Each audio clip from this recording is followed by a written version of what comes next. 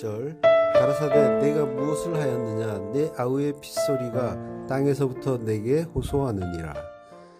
제15강 가인, 아벨 그리고 셋 세 번째 시간입니다. 내가 무엇을 하였느냐. 하나님은 형제를 죽인 죄인 가인 그리고 우리에게 그 살인죄를 따지고 정죄하시는 게 아니라 그 일의 의미를 아는지 모르는지 물으신다고 했습니다. 마아싸 무엇을 하였느냐, 무엇을 창조했느냐. 내가 내 형제 예수를 죽였는데 그게 뭔지 알아? 그 일의 의미를 알아? 이렇게 물으시는 거죠. 그리고 그 일의 의미를 알고 내 안에 나라 만들었어? 하나님 나라 만들었어? 이걸 묻고 계신다고 했습니다. 하나님이 이 질문을 하실 때 제가 예수 죽인 죄인 맞습니다. 그분이 왜 죽으신지 알고 그분이 죽고 부활하여 제 안에 그리스도 영으로 들어오셔서 저의 머리가 되어주시고 하나님 나라를 이루어 주셨습니다. 이렇게 고백을 한다면 그럼 그건 아는 거죠. 야다하는 거죠. 그러면 그는 사는 겁니다. 이걸 알면 진리의 씨가 내 안에 있으니까 그는 아들이 되는 거고 하나님 나라 천국이 되는 겁니다.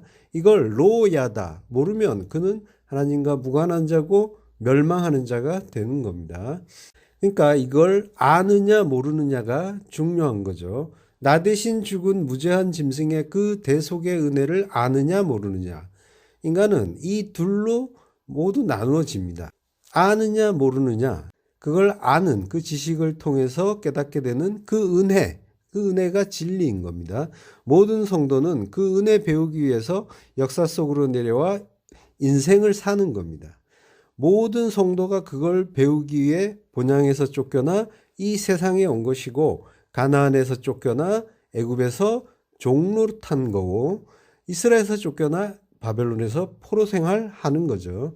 다 같은 이야기입니다.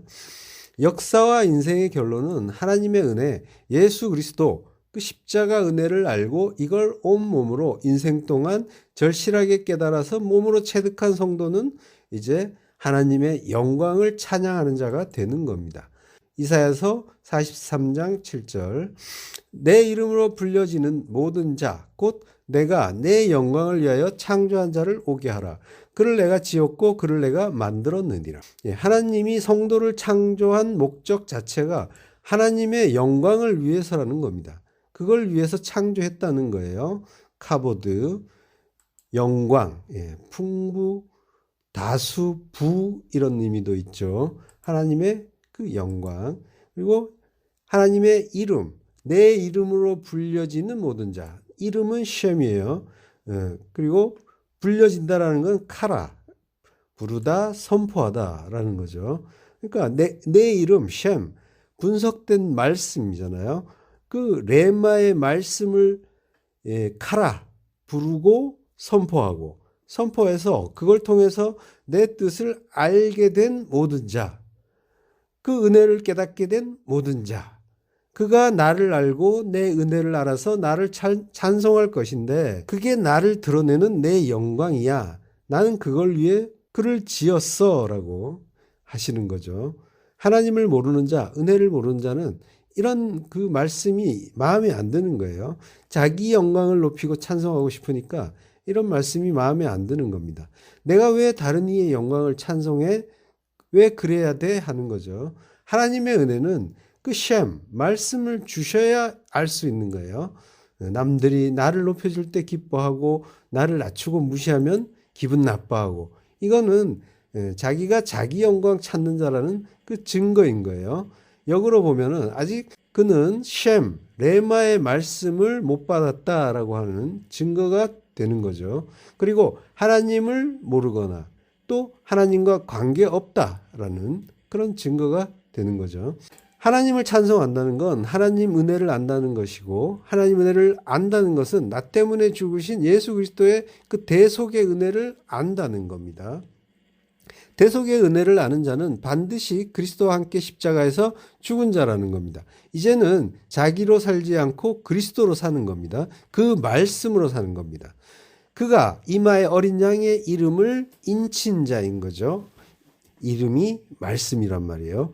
그러니까 가장 자기를 잘 드러내는 그 이마에 말씀이 박히고 나는 말씀으로 사는 자라는 그런 표식을 드러내는 거죠. 내 존재가 말씀이다라고 하는 거예요. 시편은 아들이 된 자의 노래라고 했잖아요. 그래서 시편을 보면 온통 찬양하라, 송축하라, 감사하라 이런 구절들이 나옵니다. 시편 103편 1절 내 영혼아 여호와를 송축하라. 내 속에 있는 것들아 다 그 성호를 송축하라. 송축하라. 할랄 밝게 비추다 자랑하다 찬양하다.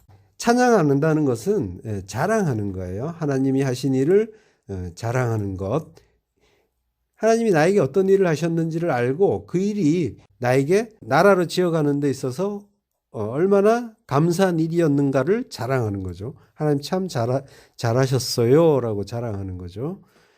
시편 97편 12절 의인이여 너희는 여호와로 인하여 기뻐하며 그 거룩한 기념에 감사할지어다. 감사하라라는 말도 야다인데요. 야다라고 하는데 그것도 감사하다, 찬양하다예요. 찬양하다란 뜻이 같이 있습니다. 감사가 찬양인 거예요. 그러니까 우리가 인생 속에서 일어나는 모든 일들을 그게 무슨 뜻인지를 알고 감사하고 있다면 그건 하나님을 찬양하는 거예요. 감사하지 못하는 일이 있다면 그건 하나님 찬양 못하겠다는 거죠. 자기 영광 찾는 자라는 증거인 거예요. 그래서 어떤 일이 일어나든 성도는 감사할 수 있다는 겁니다. 가인의 예배는 율법의 예배라고 했습니다. 율법이라는 것은 법의 주관자가 자기라는 거죠. 모세오경을 율법서라고 하죠. 율법의 실제 내용은 하나님 은혜인데 그걸 은혜로 사랑으로 보지 못하고 선하게 두 마음을 가진 우리가 그 두 마음으로 보면 말씀은 율법이 되는 거예요. 율법은 항상 진리를 대적하고 죽이려 듭니다. 그걸 가인이 아벨을 죽이는 사건으로 보여주시는 거예요. 그게 시청각 자료란 말이에요. 그래서 하늘의 대제사장이 제물이 되어 나를 위해 죽으시는 겁니다. 그런데 내가 두 마음의 율법으로 진리신 그분을 죽였는데 그분은 바로 그 율법이 되어서 죽으시는 거예요. 노뱀으로 죽으시잖아요. 그러면 나는 이제 그 진리를 때려 죽이는 그 율법에서 또 해방이 되는 거죠. 패러독스처럼 들려서 어려울 수도 있겠지만 바꿔서 말하면 더 이상 예수님을 보이는 대로 세상의 왕으로 보지 않게 됐다는 겁니다. 요한복음 12장 31절 이제 이 세상에 대한 심판이 이르렀으니 이 세상의 임금이 쫓겨나리라. 여기서 쫓겨난다고 하는 그 세상 임금은 사탄이 아니라 예수님이란 말이에요. 내가 세상의 임금으로 예수님을 보았기 때문에 그분은 세상 임금이 되어서 죽으시는 거예요. 요한복음 16장 7절 그러하나 내가 너희에게 실상을 말하노니 내가 떠나가는 것이 너희에게 유익이라. 내가 떠나가지 아니하면 보혜사가 너희에게로 오시지 아니할 것이요 가면 내가 그를 너희에게로 보내리니 그가 와서 죄에 대하여 의에 대하여 심판에 대하여 세상을 책망하시리라. 죄에 대하여라 함은 저희가 나를 믿지 아니하며 의에 대하여라 함은 내가 아버지께로 가니 너희가 다시 나를 보지 못하며 심판에 대하여라 함은 이 세상 임금이 심판을 받았음이니라. 예수님이 떠나가시는 게 유익이라고 하세요. 그래서 죽으시는 겁니다. 육으로는 너희에게 들어갈 수가 없고 영으로만 들어갈 수 있으니까 보혜사 성령 파라클레토스 그 그리스도의 영으로 우리 안에 오셔야 우리가 진리를 깨달을 수 있으니까 그래서 우리 안으로 들어오셔야 된다고 하는 거죠. 그래서 떠나가신다는 거예요. 그리고 성령이 오셔서 죄에 대하여 의에 대하여 심판에 대하여 세상을 책망하신다라고 하세요. 세상 호코스모스 그 세상을 엘렌코 드러낸다라는 거예요. 폭로한다. 요걸 이제 책망한다라고 번역했는데 세상이 어떠한지 세상의 실체를 드러내는 것 자체가 책망하시는 거죠.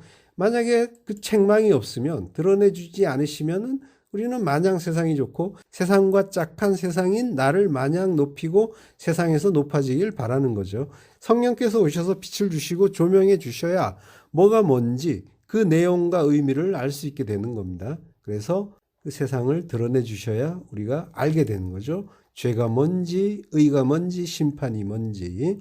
죄에 대하여 하면 저희가 나를 믿지 아니하며 죄, 하마르티아 그 죄라는 건 예수님을 알아보지 못하고 믿지 못하는 거란 말이에요. 믿는다는 건 피스티오, 믿지 못한다.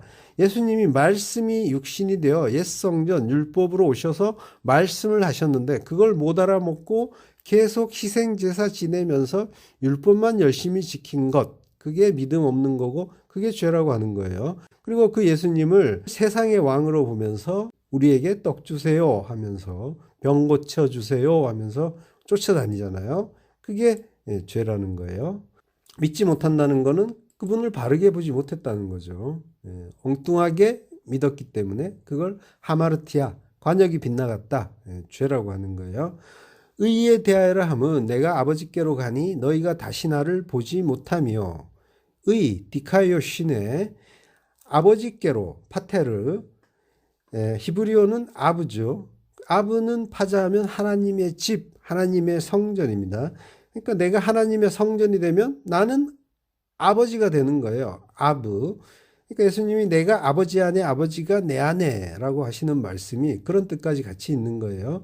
예수님이 아버지께로 가실 때 그리스도의 영으로 아버지가 된, 성전이 된 우리 안에 오시면, 그러면 너희가 다시 나를 보지 못한다. 더 이상 눈으로 보지 못하게 되는 거죠.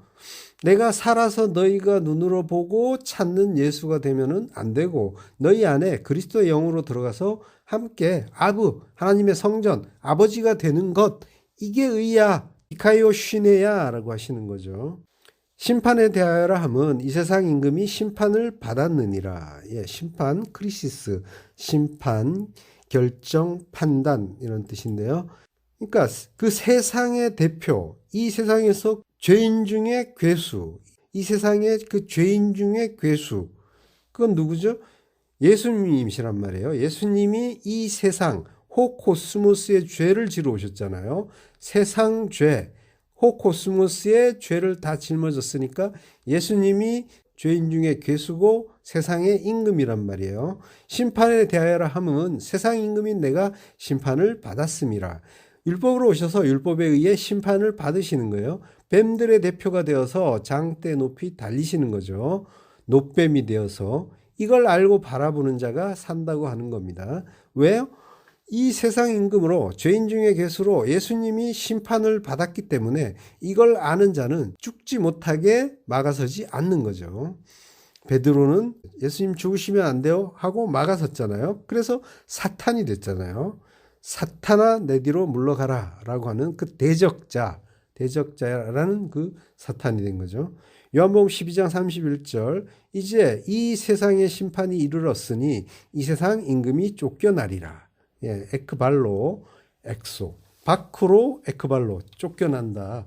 아사셀 염소가 쫓겨나듯이 예수님은 세상 임금이 되어 영문 밖으로 쫓겨나셨어요. 이걸 아는 자들은 죄가 뭔지 의가 뭔지 심판이 뭔지 엘렌코, 밝히 알게 되는 거죠.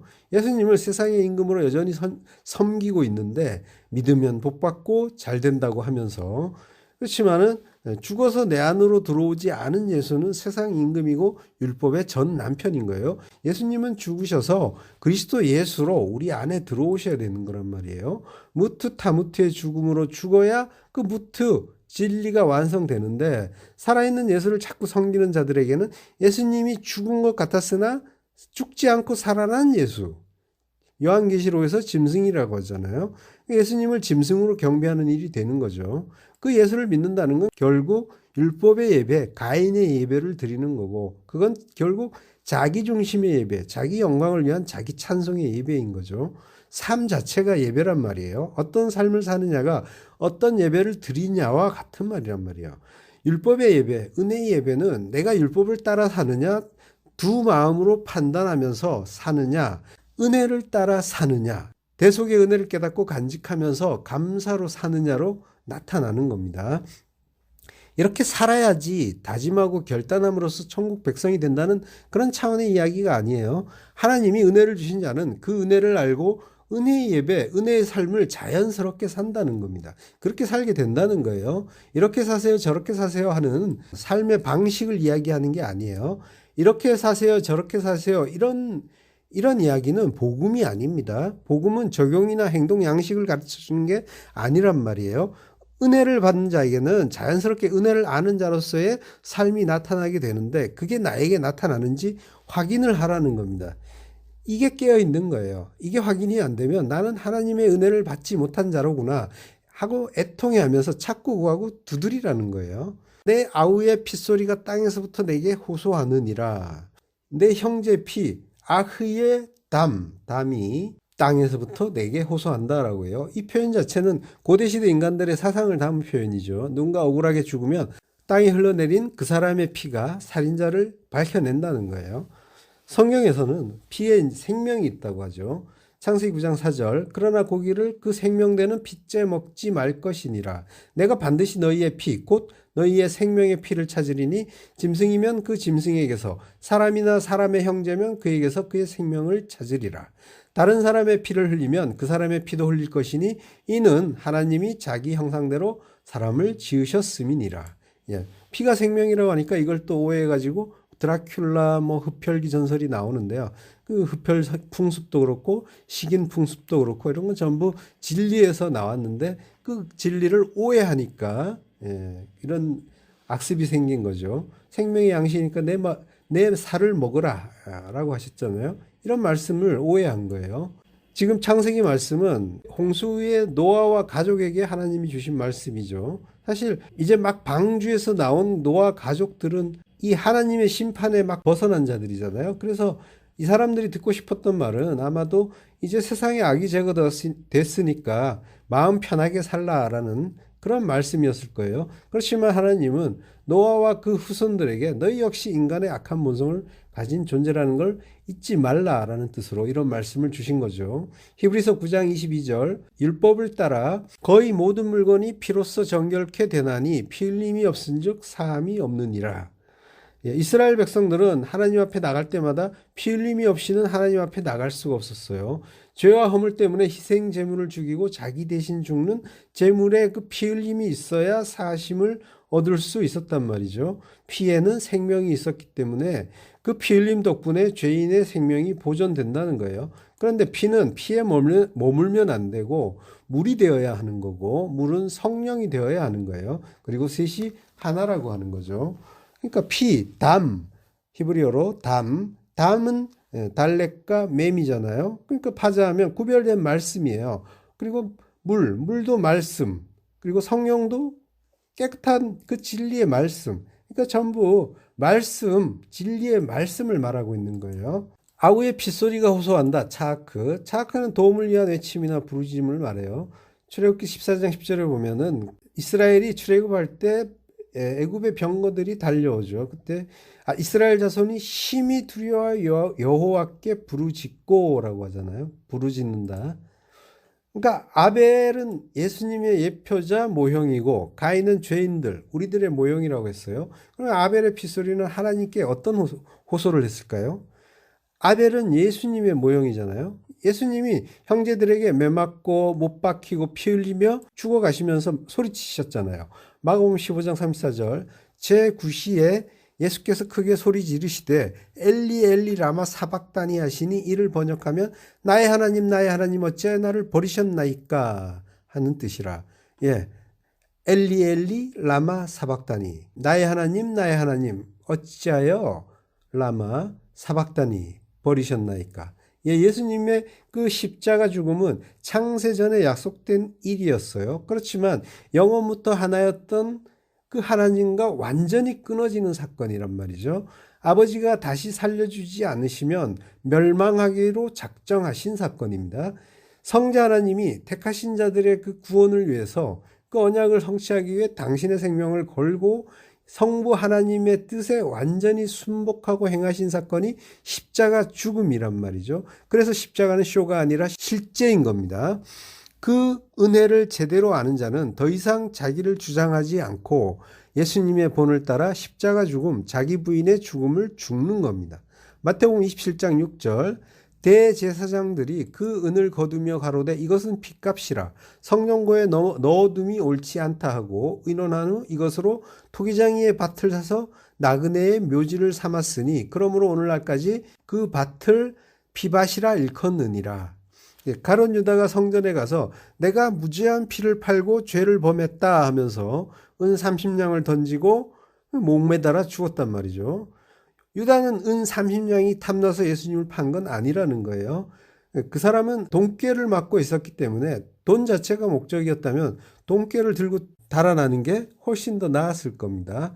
그리고 유다는 그 살기등등한 성전에 뛰어들어가서 그는 무지한 자다라고 큰 소리로 외치면서 그 돈을 던져버렸단 말이죠. 그 돈을 탐내서 판 게 아니라는 그런 그 증거인 거죠. 당시 6월절에는 예루살렘 성전에 이스라엘 전역은 물론이고 외국 여러 나라에서 그 디아스포라 유대인들 그리고 유대교로 개종한 이방들까지 몰려들었습니다. 그래서 넓지 않은 곳에 200만 명 이상이 모였다고 해요. 그러니까 6월절 같은 큰 명절에는 로마 총독도 사실 겁을 냈어요. 그래서 로마의 병력을 증원을 시켜달라고 요청을 하기도 했죠. 그렇지만은 로마의 사정도 별로 좋지 않은지 들어주지는 않았어요. 그러니까 당시에 예루살렘은 부글부글 끓는 기름가마 같은 곳 이런 분위기였죠. 그래서 누군가가 불만 붙이면 바로 독립전쟁이 확 일어나는 거죠. 유다는 예수님의 능력을 잘 아니까 예수님이 그 핍박과 고초를 받으시면 당신의 능력을 발휘해서 단번에 로마군과 그 에돔 왕 같은 지배자들을 몰아내고 다윗 왕국을 회복할 수 있을 거라라고 이제 생각을 했던 거죠. 그러니까 유다가 돈을 목적으로 예수님을 판 건 아니다라는 건 아마 맞을 겁니다. 그렇다고 해서 유다가 돈을 사랑하는 자가 아니라는 것도 아니에요. 마리아가 300데나리온짜리 그 향유를 예수님께 부을 때 가룟 유다가 향유를 그렇게 낭비할 게 아니라 팔아서 가난한 자들에게 주는 게 낫겠다라고 했죠. 그 1데나리온은 노동자의 하루 품삯이었단 말이에요. 1년치 연봉을 한꺼번에 예수님 발에 부은 일이 된 거죠. 그러니까 그때 성경 기자가 사도 요한이 이렇게 해설을 해요. 요한복음 12장 6절 이렇게 말하면 가난한 자들을 생각함이 아니요 저는 도적이라 돈꾀를 맞고 거기 넣는 것을 훔쳐가미로라. 유다는 도적이고 돈꾀 넣는 것을 훔쳐간다고 해요. 앞에서 한 이야기가 조금 안 맞는 것 같죠. 한번 어떨지 살펴보겠습니다.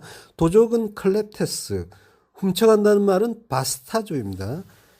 근데 이 단어를 보면 고개가 갸우뚱해져요. 클렙테스란 말은 도적이지만 훔쳐간다는 말은 바스타조, 운반하다, 지다, 지니다, 견디다 이런 뜻입니다. 용례를 보면요. 마태복음 3장 11절 나는 그의 신을 들기도 감당치 못하겠노라. 마태복음 8장 17절 우리의 연약한 것을 친히 담당하시고 병을 짊어지셨도다 함을 이루려 함이라. 짊어지셨도다.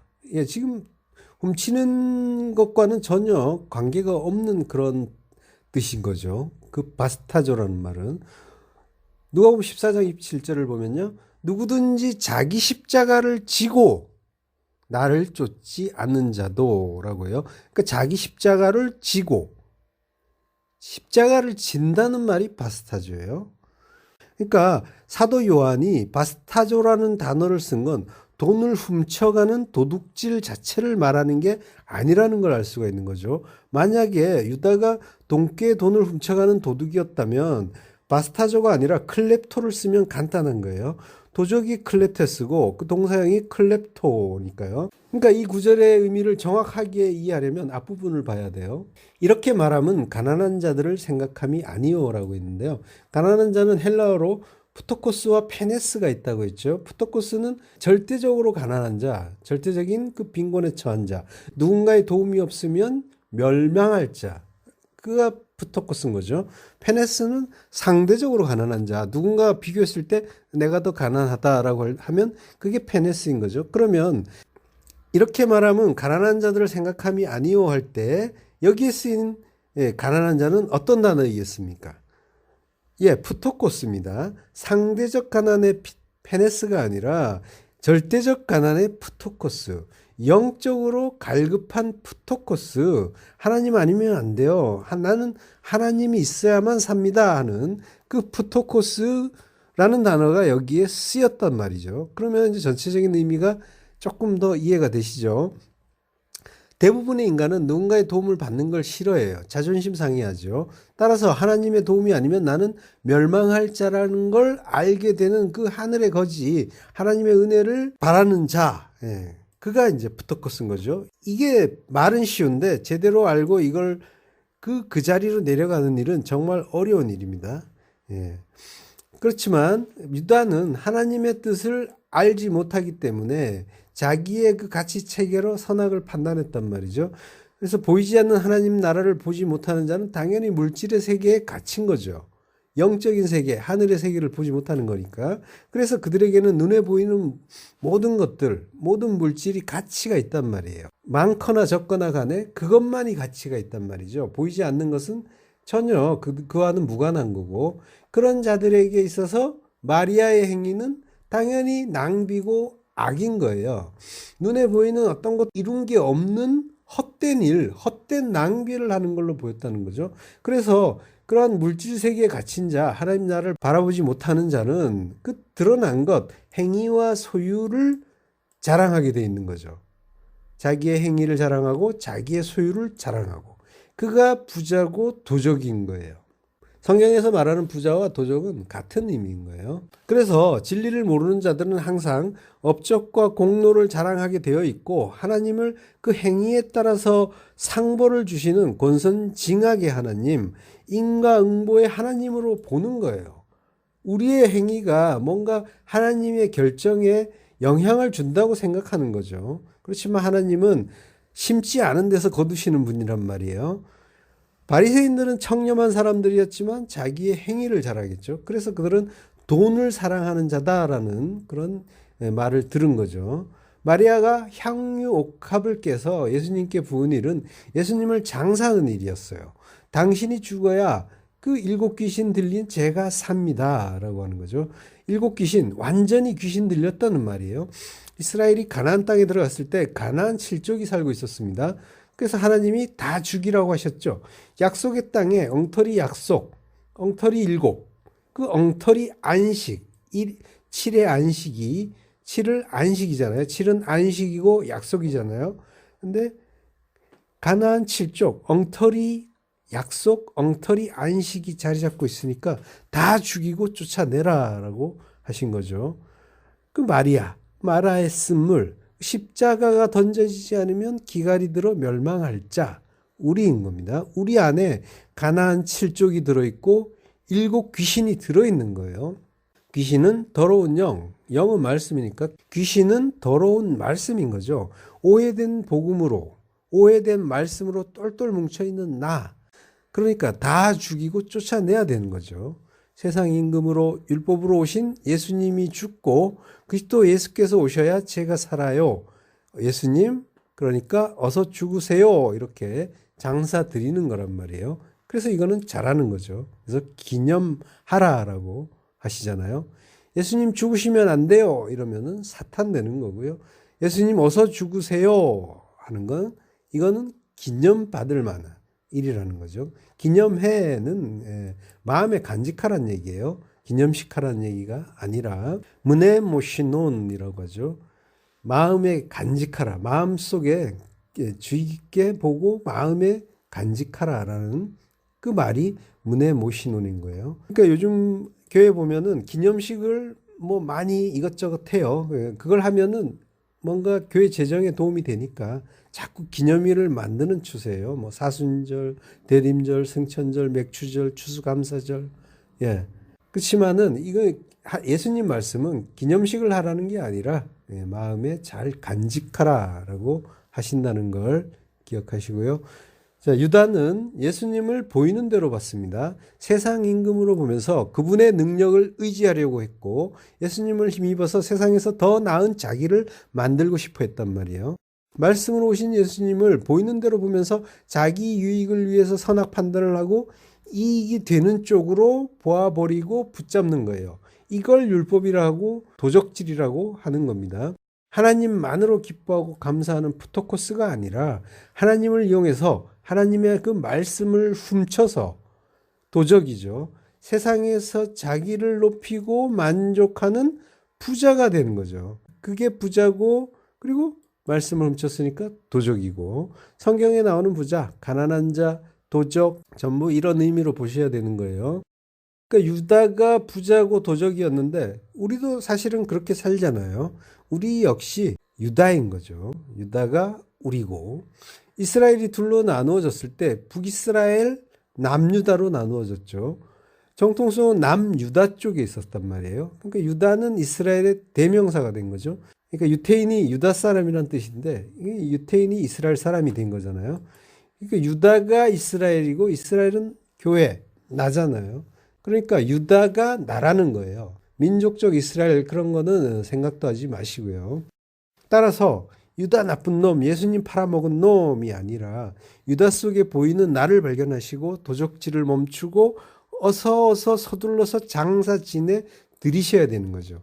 예수님은 내 나라는 여기가 아니다라고 하시잖아요. 그러니까 빨리 보내드리셔야 되는 거예요. 예수님은 어느 지파시죠?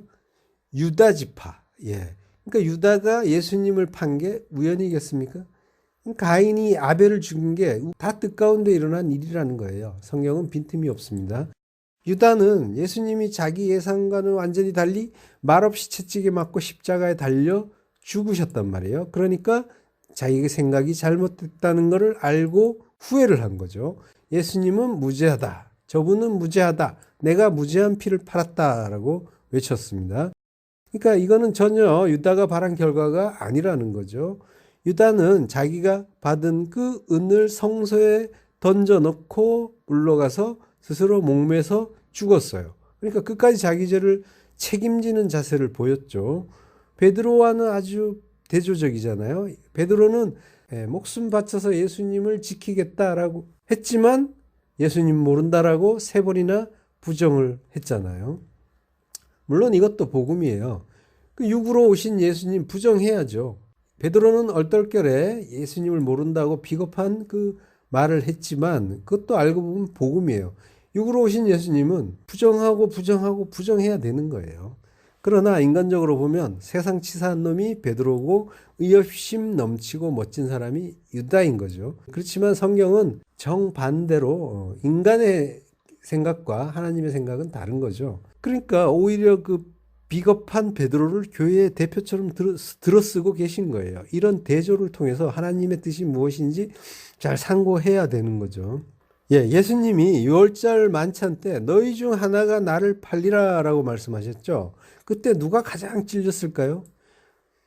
베드로는 바로 얼마 전에 사탄이라는 야단도 맞았어요. 그래서 아마도 베드로가 가장 마음에 찔렸을 거예요. 그래서 다른 제자들은 서로 누구냐라고 누가 그런가라고 서로 보면서 누구에 대해서 말씀하시는지 의심을 했단 말이에요. 그렇지만은 베드로는 그런 말도 못하고 그냥 요한에게 고갯짓으로 누구냐고 물어봐라고 했던 거죠.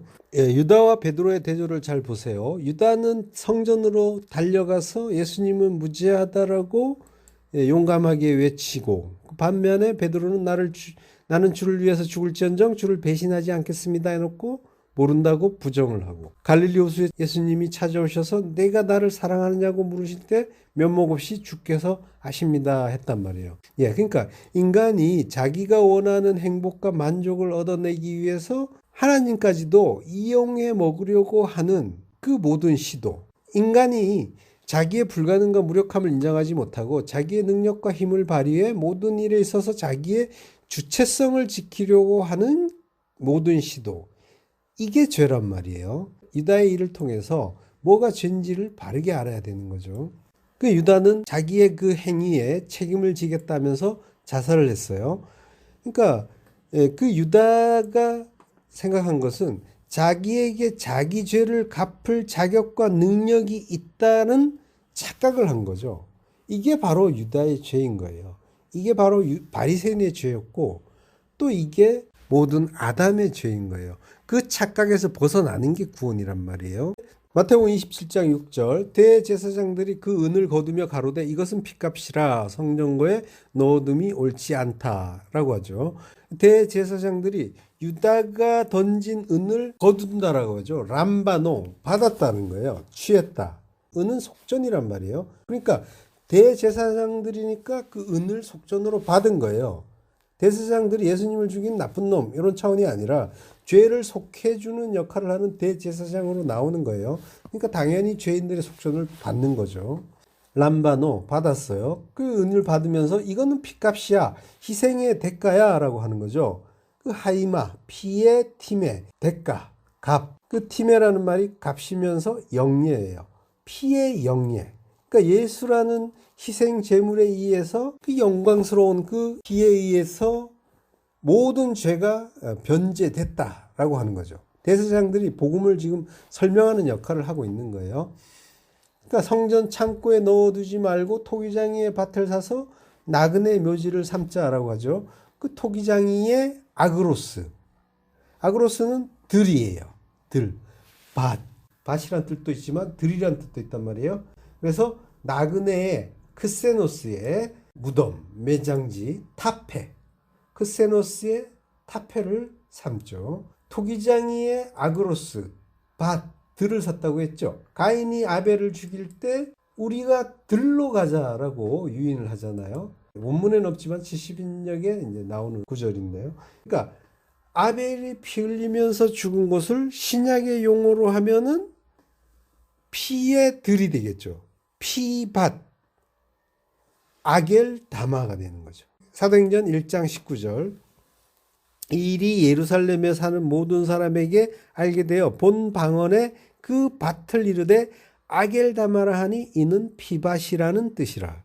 예, 아겔다마 피밭. 그러니까 그 피의 밭, 피의 영예, 피의 값이 치러진 피의 밭, 피밭은 아겔다마인데 이게 아벨이 피 흘리면서 죽은 들을 이야기하는 거예요. 자, 그리고 창세기에서 나그네 된 자로서 나그네 무덤을 은으로 값을 치르고 산 일이 있죠. 아브라함, 막벨라 굴을 샀죠. 아브라함이 그 무덤으로 쓸 굴만 산 게 아니라 그 막벨라 굴 앞에 있는 밭도 함께 사죠. 4대, 들, 아그로스. 예, 이게 다 같은 이야기를 하고 있는 거예요. 그러니까 가룟 유다의 은 30으로 산 피밭은 사실은 누가 산 거예요? 피의 값으로 샀잖아요. 예수님의 피값인 거죠. 그러니까 예수님이 산 거예요. 그러니까 예수님이 자기의 피값으로 그 나그네 무덤을 샀잖아요. 그러면은 그 나그네 무덤은 누가 묻히는 거예요? 나그네가 묻히겠죠? 나그네는 성도죠. 베드로전서 1장 1절. 예수 그리스도의 사도 베드로는 본도, 갈라디아, 갑바도기아, 아시아와 비두니아에 흩어진 나그네, 곧 하나님 아버지의 미리 아심을 따라 성령의 거룩하게 하심으로 순종한가 예수 그리스도의 핏부림을 얻기 위하여 택하심을 입은 자들에게 편지하노니 은혜와 평강이 너희에게 더욱 많을지어다. 예. 하나님 아버지의 미리 아심을 따라 성령의 거룩하게 하심으로 순종한가 예수 그리스도의 핏부림을 얻기 위하여 택하심을 입은 자, 이 사람들이 나그네잖아요. 그러면 뭐예요? 성도는 당연히 나그네가 되어야 되는 거죠. 나그네가 곧 하나님 아버지의 미리 아심을 따라 성령의 거룩하게 하심으로 순종한가 예수 그리스도의 핏부림을 얻을 수 있으니까요. 그러니까 나그네는 성도고 나그네의 무덤은 성도의 무덤인 거죠. 성도는 나그네고 이방인으로 이 땅을 살다가 결국 역사의 무덤 속으로 삭제되는 거예요. 요걸 나그네의 무덤, 피밭, 아겔다마라고 하는 거죠. 하나님 아버지의 미리 아심, 예지, 예, 프로그노시스, 그 예지를 따라서 하기아스모스, 거룩하게 하심, 거룩하게 한다는 건 성별, 거룩하게 분별한다는 거죠. 꺼내는 거잖아요. 끄집어내서 거룩하게 불러낸 자들, 밖으로 불러낸 자들, 에클레시아. 그래서 이 세상에서 밖으로 불러내서 구별을 하고 그를 거룩하다고 해주시는 거죠. 그리고 순종함, 휘파코에. 휘파코에라는 말은 이제 휘파쿠어의 손말인데 아쿠어, 휘포, 아쿠어잖아요. 말을 듣고 들으면은 순종하는 거죠. 그리고 아쿠어라는 말 자체는 들어서 깨닫다라는 뜻이 있잖아요. 그러니까 듣고 깨닫고 마음에 간직하고 그래서 하나님의 그 말씀, 하나님의 뜻에 따를 수 있는 자, 순종할 수 있는 자가 되는 거죠. 구약의 언어로는 샤마잖아요. 듣다, 순종하다. 파자하면 분석된 말씀을 본다. 그러니까 알아보고 깨닫는 거죠. 예, 핏뿌림, 하이마를 란티스모스, 뿌림. 예. 그 란티스모스란 말은 70인역에서 히브리어 니따의 역어로 쓰였어요. 그 니따라는 말은 불순, 불결, 더러움이에요. 조금 거리가 있는 번역이 된 거죠. 란티스모스와 히브리어 니따. 한번 볼게요. 레위기 15장 19절에 보면은 그 유출병 여인에 대해서 불결하다고 하죠. 거기에 쓴 말이 니따예요. 예, 그러면 주로 육체의 배설물이나 분비물로 인한 부정, 그리고 이와 연관된 그 월경이나 출산 이런 일에 주로 부정하다고 할 때 묘사한 단어가 니따였단 말이에요. 그러면은 피의 뿌림과 더러움은 사실 연관성이 없어 보이잖아요. 근데 니따는 특이하게도 물과 결합하면, 매라는 그 물과 결합하면 더러움을 청결케 하는 물이라는 그런 말로 나오게 되고요. 그리고 샘이란 말과 결합되면 더러움을 씻는 샘이라는 뜻으로 쓰여요. 민수기 19장 21절에 보면은 이는 그들의 영영한 율례니라. 정결케 하는 물을 뿌린 자는 그 옷을 빨 것이며 정결케 하는 물을 만지는 자는 저녁까지 부정할 것이며 라고요. 그러니까 정결케 하는 할 때 요게 니따예요. 그리고 스가랴서 13장 1절에 보면 그날의 죄와 더러움을 씻는 샘이라고 하죠. 그러니까 핏뿌림이라는 말은 어린 양의 피, 예수 그리스도의 보혈을 더러운 것, 즉 우리와 우리의 죄에 뿌려서 정결케 하는 일이다라는 그런 의미로 이 두 단어가 연결이 된 거죠. 성도는 그러니까 하나님이 그 핏뿌림의 은혜를 받고 그리고 택하심을 입은 자들이라고 했죠. 사도행전 20장 28절 너희는 자기를 위하여 또는 온 양떼를 위하여 삼가라. 성령이 저들 가운데 너희로 감독자를 삼고 하나님이 자기 피로 사신 교회를 치게 하셨느니라. 예. 예수님이 피로 사신 피밭이 피로 사신 에클레시아 교회인 거죠. 자기 피로 사신 교회. 피로 산 것은 피밭이었잖아요. 근데 그 피로 사신 걸 교회라고 한단 말이에요. 그러니까 피밭과 교회는 같은 말인 거예요. 그러니까 이 피밭이라는 곳은 교회고 그 피밭은 결국 나그네인 우리가 죽는 곳, 성도의 옛사람이 죽는 곳인 거죠. 육신의 정욕이 죽고 안목의 정욕이 죽고 이생의 자랑이 죽는 곳, 이곳이 피밭이죠. 이 모든 일이 예수 그리스도의 그 레마의 말씀에 의해서 가능해지는 거고요. 그러니까 예수님의 말씀은 성도를 죽이는 말씀인 거예요. 잘 될 것이다, 흥할 것이다 이렇게 살리는 말씀이 아니라 죽이는 말씀이 우리를 죽여서 다시 부활시키는 참된 말씀이 되는 거죠. 그 말씀을 듣고 깨닫는 자가 성도인 거예요. 당장은 괴로운 말씀이지만 나의 육적 자아를 더 이상 주장하지 못하도록 죽여주시는 말씀이 생명의 말씀인 거예요. 성도는 날마다 그 말씀을 듣고 날마다 죽고 그렇게 죽어서 아겔 담아 피밭에 들어가는 거예요. 그 결국 피밭에서 부활해 나오는 거죠. 예수님이 죽기에 오신 것처럼 성도도 이 세상에서 죽기에 온 자들이에요. 그래서 죽어서 묻히면은 하나님이 그 무덤 문을 열고 꺼내 주시겠다고 하시잖아요. 나사로야 나오너라 이렇게 꺼내 주신다는 것을 보여주셨잖아요.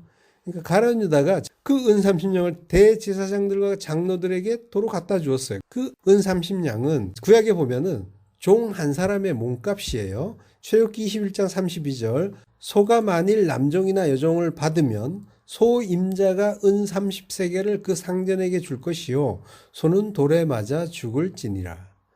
소는 하나님을 상징하는 동물입니다. 이스라엘이 시내산 밑에서 금송아지를 만든 것도 그 때문이죠. 애굽에서 소는 최고신의 현현이었단 말이에요. 그래서 하나님이 너희들이 소를 하나님으로 알고 있구나, 나로 알고 있구나. 그러면 내가 그걸로 나를 가르쳐 줄게 하면서 소를 들어 쓰신 거예요. 그래서 히브리어 첫 글자 알레프는 머리를 형상한 글자고 그 글자가 하나님을 가리키는 그런 글자로 사용되고 있는 거예요. 그 하나님을 소로 오해하면 그 오해된 그 하나님은 사람을 받아서 죽이는 거죠. 그리고 그 오해된 하나님은 그 오해된 그 율법, 율법에 맞아서 죽는 거고요. 그래서 예수님이 율법에 맞아 죽는 거죠. 그 은 30이 하나님의 목숨값이면서 속전, 죄인의 죄를 속해주는 속전이 되는 거예요.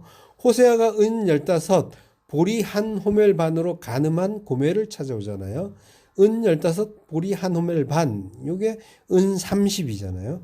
하나님을 떠나서 가늠한 죄인, 죽게 된 음녀를, 우리를 하나님이 은 30, 자기를 판 값, 피값으로 구속해 주시는 것이 바로 구원이란 말이에요.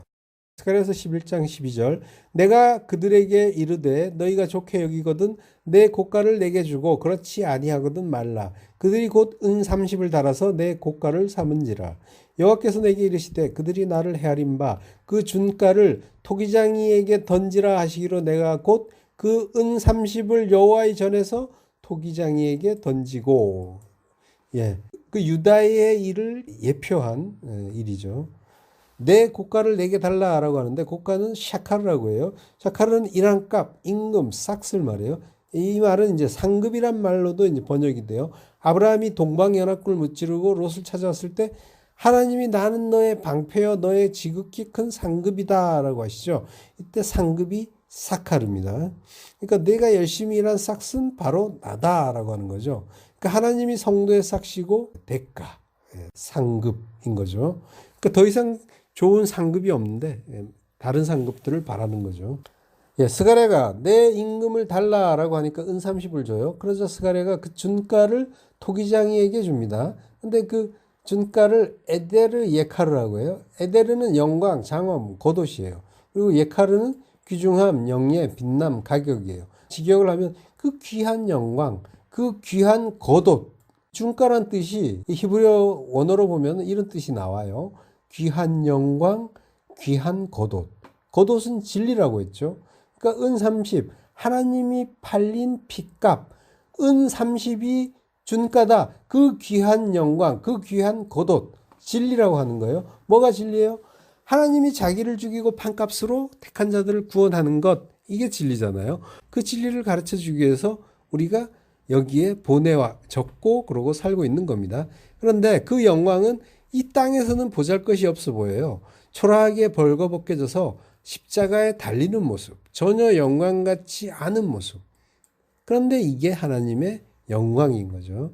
누가복음 24장 25절, 이르시되 미련하고 선지자들이 말한 모든 것을 마음에 더디 믿는 자들이여, 그리스도가 이런 고난을 받고 자기의 영광에 들어가야 할 것이 아니냐 하시고, 이에 모세와 모든 선지자의 글로 시작하여 모든 성경에 쓴 바 자기에 관한 것을 자세히 설명하시니라. 엠마오에 가는 두 제자에게 나타나서 예수님이 하신 말씀이죠. 미련하고 선지자들이 말한 모든 것을 마음에 더디 믿는 자들이여. 우리에게 하시는 말씀입니다. 우리가 미련해요. 아노에토스, 현명치 못하고 어리석다라고 하는 거죠. 그러니까 하나님의 뜻을 분별하지 못하는 것이 어리석은 일입니다. 그리스도가 받는 고난은 십자가 고난입니다. 십자가 고난을 받는 게 영광에 들어가는 일이다라고 하시는 거예요. 아버지의 뜻대로 십자가를 지는 것이 영광인 거죠. 내 뜻은 모두 십자가에 박히고 아버지의 뜻만 드러나는 게 영광이고, 아버지의 뜻 자체가 모든 육체, 모든 율법을 십자가에 박아 죽이는 거죠. 그게 아버지의 뜻이니까, 아버지의 뜻이 십자가를 통해 이루어지니까 그것이 빛이신 아버지가 드러나는 영광이고, 그 영광을 드러낸 아들도 함께 영광에 들어가는 겁니다. 이거는 성도에게도 동일하게 이루어지는 일이에요. 그런 다음에 예수님이 제자들에게 모세와 모든 선지자의 글로 시작하여 모든 성경에 쓴 바 자기에 관한 것을 자세히 설명해 주시죠. 모세는 모세 오경을 얘기하고요. 모든 선지자의 글, 선지서를 얘기하는 거예요. 그러니까 구약 성경 전체를 얘기하는 거죠. 당시에는 구약 성경밖에 없잖아요. 그러니까 모든 성경을, 그 성경은 전부 자기에 대한, 예수님에 대한 이야기다라고 하는 거죠. 이걸 자세히 설명해 주시는데, 자세히 설명하시다라는 단어가 디엘메뉴어예요. 디엘메뉴어는 번역하다, 해석하다라는 뜻이에요. 예수님이 성경을 자세히 설명해 주시는데 그 방식이 번역하고 해석해 주신다고 하는 거예요. 그러니까 성경을 어떻게 봐야 되는지를 알 수가 있죠. 성경은 보이는 대로 볼 수가 없다는 거예요. 번역하고 해석해 주어야 그걸 제대로 알 수 있다는 거예요. 보이는 대로 보면은 안 된다는 말이 되는 거죠. 번역이나 해석이라는 거는 그 언어 그대로 보는 게 아니라 다른 언어로 바꾸어 보는 일이잖아요. 성경을 제대로 본다는 건 성경에 적힌 그 문자 그대로 이해하면 절대로 안 된다는 거죠. 언어 자체가 바뀐다는 거예요. 내가 이해하는 언어 체계가 아니라 하늘의 언어 체계, 그 복음의 언어 체계, 하나님의 언어 체계로 완전히 바꿔서 읽어야 제대로 안다는 거예요. 예수님이 그 로고스를 레마로 바꿔서 가르쳐 주셨다는 거죠. 제자들은 구약 성경에 능통한 사람들이었어요. 달달 외우는 사람들이었단 말이죠. 그런데 예수님은 그 사람들에게 성경을 자세히 번역하고 해석하듯이 다시 풀어주셨다는 거죠. 우리가 초보 때 알던 그 성경 지식을 가지고 성경을 공부하면 성경은 제자들처럼 그 다른 이스라엘 사람들처럼 성경 구절은 잘 아는데 그게 어떻게 복음이 되는지는 모르는 것과 같은 일이에요. 예수님이 가르쳐 주신 모세와 선지자의 그 글, 그러니까 성경 전체가 자기에 관한 것, 예수 그리스도에 관한 것이라고 하시는 거죠. 성경 전체가 자기 백성 구원하시는 그리스도, 메시아에 대한 이야기라는 거예요. 성경에서 그러니까 다른 이야기를 찾으려고 하면 안 되는 거예요. 성경은 전부 하나님의 구원 이야기라는 거예요. 은혜 이야기, 자기를 죽여서 자기 백성, 자기 형제 구하는 그 구원의 그 은혜 이야기. 그러니까 성경은 항상 구원의 복음으로 예수 그리스도로 십자가로 이해해야만 그것이 제대로 된 성경 이해인 거예요. 사무엘상 6장 12절 암소가 벳세메스 길로 바로 행하여 대로로 가며 갈대에 울고 좌우로 치우치지 아니하였고 블레셋 방백들은 벳세메스 경계까지 따라가니라. 벳세메스 사람들이 골짜기에서 밀을 베다가 눈을 들어 괴를 보고 그것의 보임을 기뻐하더니 수레가 벳세메스 사람 여호와의 밭 큰 돌 있는 곳에 이르러 선지라. 무리가 수레의 나무를 패고 그 소를 번제로 여호와께 드리고 레위인은 여호와의 궤와 그 궤와 함께 있는 금보물 담긴 상자를 내려다가 큰 돌 위에 두매 그날에 벳세메스 사람들이 여호와께 번제와 다른 제를 드리니라. 엘리 시대 때 블레셋이 쳐들어왔을 때 엘리의 두 아들 홈리와 비느하스가 법궤를 가지고 나갔다가 그거 있으면 이기는 줄 알고 가지고 나갔다가 전쟁에서 지고 법궤도 뺏겼죠. 인간들이 하나님을 이렇게 오해하는 거예요. 이거 있으면 우리는 이길 수 있다라고 하는 거죠. 말씀이 이겨, 믿음이 이겨. 인간들은 말씀과 믿음을 내가 소유할 수 있는 걸로 알고 그걸로 내가 원하는 걸 이룰 수 있다고 믿는 거예요. 그걸 소유하면 세상에 나가서 내가 원하는 승리를 쟁취할 수 있다고 오해하는 거예요. 내가 말씀에 의해서 삭제가 되고 없음이 되는 거고 하나님의 믿음이 내 안에서 나를 믿음으로 만들어 가시는 건데 하나님이 어떤 분인지 모르니까 그들은 뭐가 뭔지 모르면서 그냥 그걸 가지고 가면 나는 세상에서 승리하는 자, 높아지는 자가 될 수 있다라고 착각하는 거죠.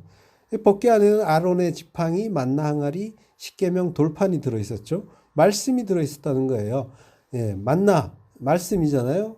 하늘에서 내려온 생명의 양식, 십계명, 돌판, 말씀. 그 인간들이 오해를 하고 법궤를 실로에서 가져다가 나갔다가 전쟁에서 지고 군사들 3만 죽고 엘리의 두 아들도 죽고 법궤도 뺏겼죠.